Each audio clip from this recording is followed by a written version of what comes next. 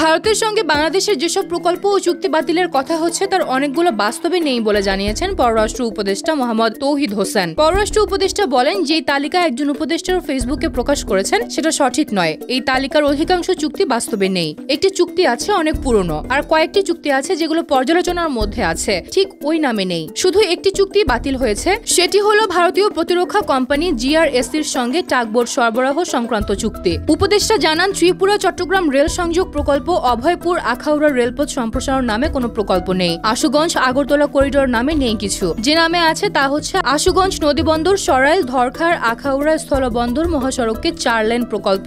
এটার একটা প্যাকেজ বাতিল হয়েছে। ফেনী নদী পানি ব্যবস্থাপনা প্রকল্প নামে কিছু নেই। যেটা আছে সেটা একটা সমঝোতা স্মারক, সেটা বাতিল হয়নি। ফারাক্কা বাঁধ সংক্রান্ত প্রকল্পে বাংলাদেশের আর্থিক সহযোগিতা প্রস্তাব, এরকম কিছু নেই। সিলেট শিলচর সংযোগ প্রকল্প নামে কোনো প্রকল্প নেই। পেট্রোলিয়াম পাইপলাইন সম্প্রসারণ চুক্তি, এরকম কোনো চুক্তি হয়নি।